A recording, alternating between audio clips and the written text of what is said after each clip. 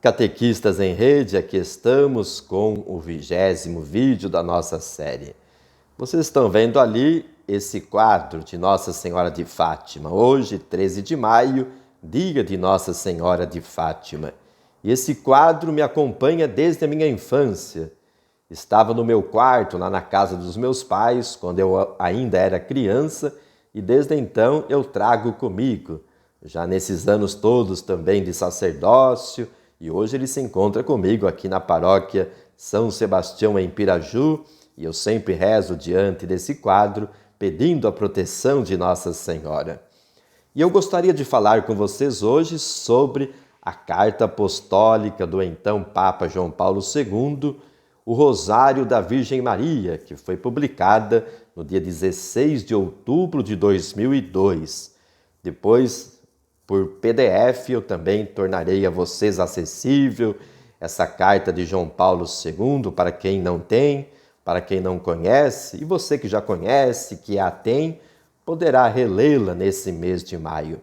É um texto muito gostoso de ser lido e que nos ajuda a recuperar o sentido e o valor do rosário na nossa vida cristã enquanto católicos. E João Paulo II dizia que rezar o rosário significa contemplar os mistérios da vida de Jesus a partir da ótica de Nossa Senhora. Então, a Ave Maria que rezamos é como que um fundo musical, enquanto nós devemos contemplar cada mistério que estamos rezando a partir do olhar de Nossa Senhora. E eu vou aqui ler e comentar com vocês o número 10 dessa carta apostólica. Olha que lindo aqui o que diz.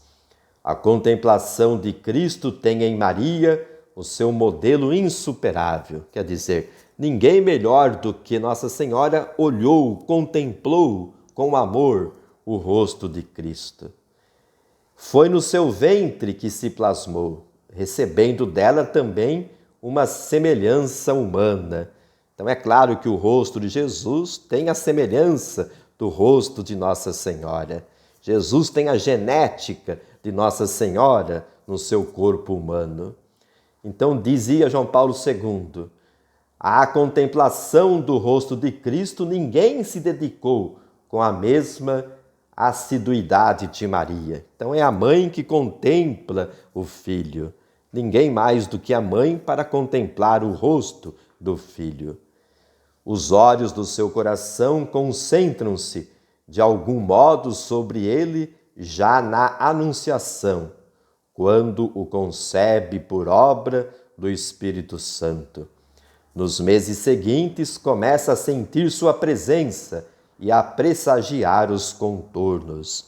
Então, desde o momento em que, pela ação do Espírito Santo, Nossa Senhora começa a gerar Jesus na carne humana, com os olhos do coração, ela já começa a olhar para o rosto do seu filho e a pressagiar, a ter uma ideia, uma intuição de como seria aquele rosto.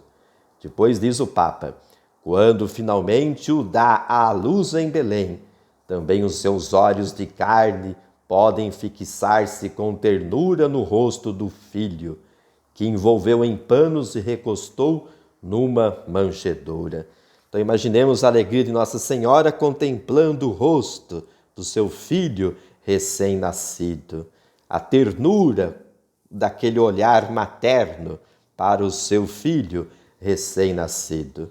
E o Papa diz que desde então o seu olhar, isto é, o olhar de Nossa Senhora, cheio sempre de reverente estupor, não se separará mais dele.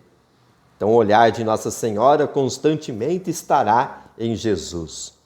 Algumas vezes será um olhar interrogativo, como no episódio da perda no templo.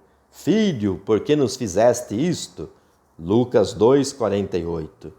Em todo caso, será um olhar penetrante, capaz de ler no íntimo de Jesus, a ponto de perceber os seus sentimentos escondidos e adivinhar suas decisões, como em Caná, lá no Evangelho de João, capítulo 2, versículo 5. Então a mãe, na sua intuição para com o filho, Ela enxerga o coração do filho e até adivinha as suas decisões. Tamanha a intimidade do olhar de Nossa Senhora para o coração de seu filho Jesus.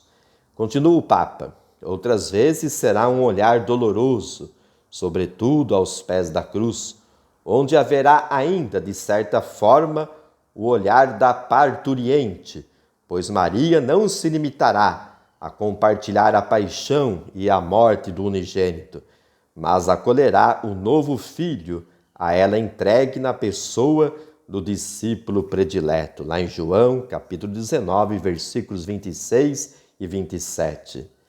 E finalmente, aqui diz o Papa, na manhã da Páscoa será um olhar radioso pela alegria da ressurreição e, enfim, um olhar ardoroso pela efusão do Espírito Santo no dia de Pentecostes. Então são belíssimas as palavras do hoje São João Paulo II, na sua carta apostólica de 2002, o Rosário da Virgem Maria. Se você já leu mais uma vez, convido, releia esse belíssimo texto neste mês de maio. Se não conhece, então através do PDF que vou disponibilizar, você poderá ler esse belíssimo texto. E você, catequista, também, nesse mês de maio, hoje, Nossa Senhora de Fátima, no seu grupo do WhatsApp com os catequizandos, convide que cada um grave uma Ave Maria, fale um pouquinho para eles sobre o Rosário da Virgem Maria, nessa perspectiva, olhar para os mistérios da vida de Jesus, como Nossa Senhora olhou. Então, são possibilidades que temos nesses tempos da pandemia, onde não acontecem os encontros presenciais, mas utilizando aqui os recursos da tecnologia, podemos criar proximidade com os catequizandos e você também que nos acompanha de outras pastorais, movimentos, grave uma Ave Maria hoje, peça também para que cada um grave a sua Ave Maria, pedindo a intercessão de Nossa Senhora de Fátima pelo fim da pandemia. Obrigado pela vossa atenção, que Nossa Senhora de Fátima interceda por todos nós, para que superemos também esse momento difícil da pandemia e ao rezar o rosário, nos lembremos, não é simplesmente repetir mecanicamente a Ave Maria, não. Enquanto recitamos as Ave Marias, contemplamos os mistérios da vida de Jesus a partir do olhar de Nossa Senhora. Fiquem na paz, um grande abraço a todos.